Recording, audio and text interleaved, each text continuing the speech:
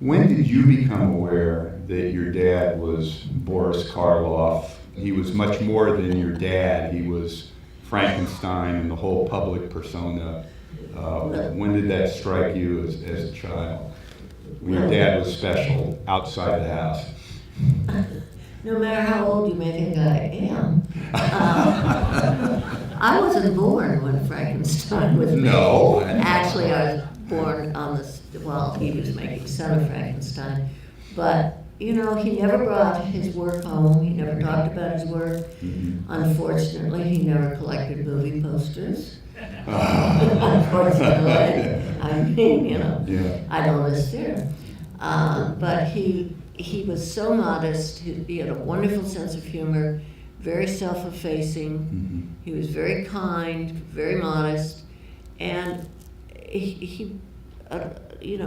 what did you know about what your father did and who his friends were? What did they do? Mm-hmm. So as a child, I wasn't aware of it. Sure. And I was 19 years old and watched Frankenstein for the first time on television. Mm-hmm.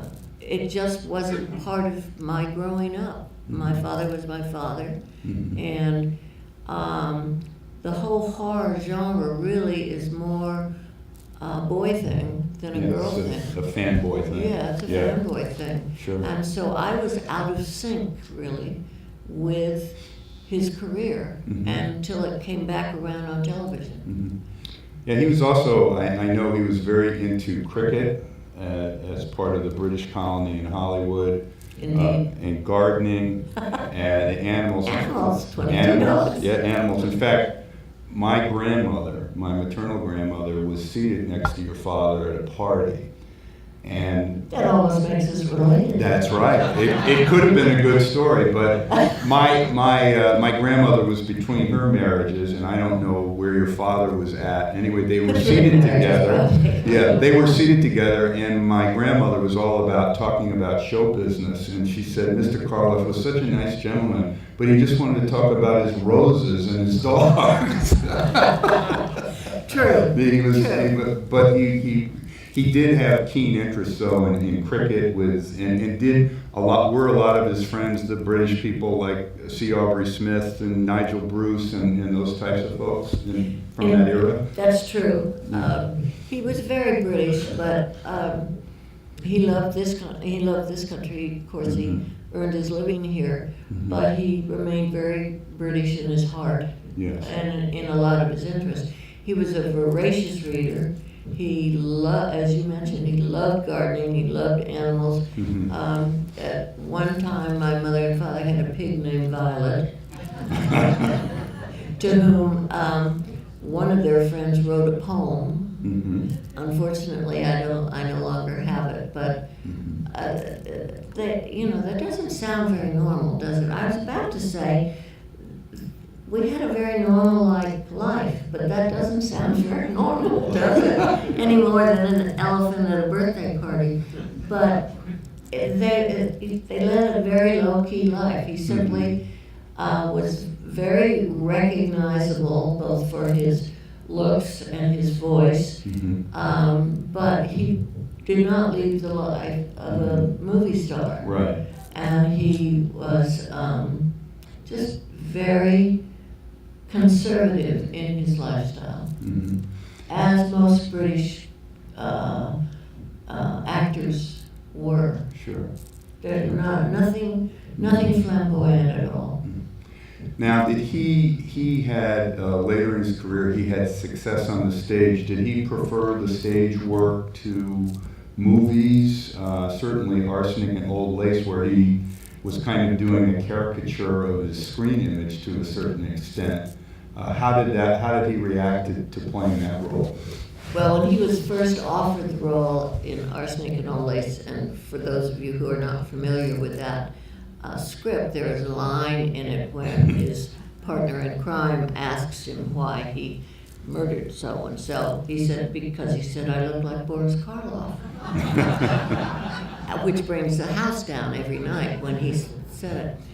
But he said, oh, no, he was talking to the producers, Lindsay and Krause, and he said, oh, no, I can never never do live theater. I mean, I now have, having spent 10 years starting in British Columbia on this live stage, he said, now I'm used to take one, take two, you know, in films, and I would be too, you know, I could never do that.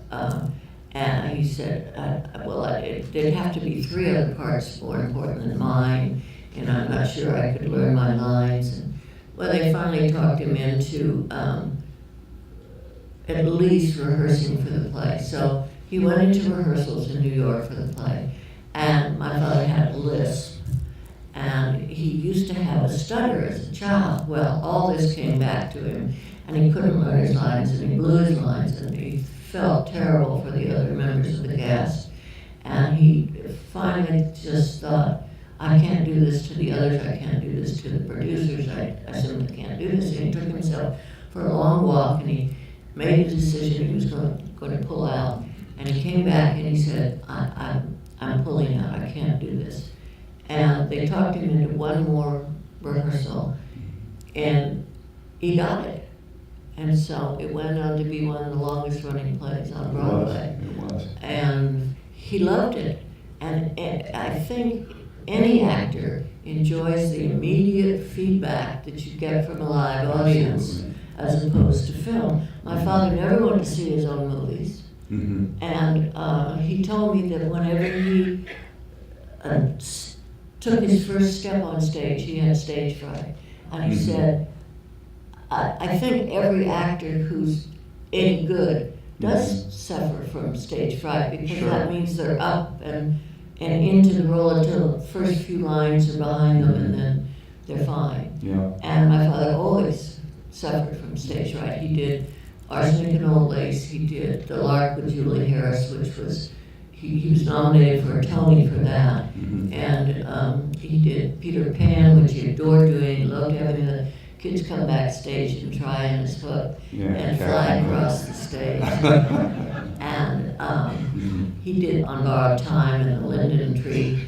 And for The Linden Tree, he was well into rehearsals, and he loved the part.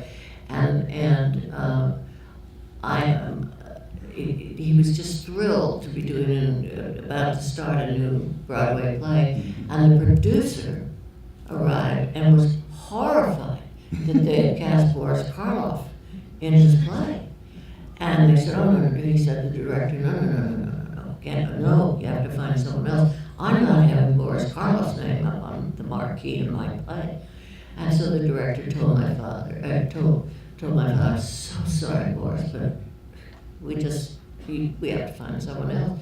So my father was really disappointed, and he went home, and he wrote the producer a letter and said, I understand your position, but I promise you I would not have eaten the baby at the end of the first act.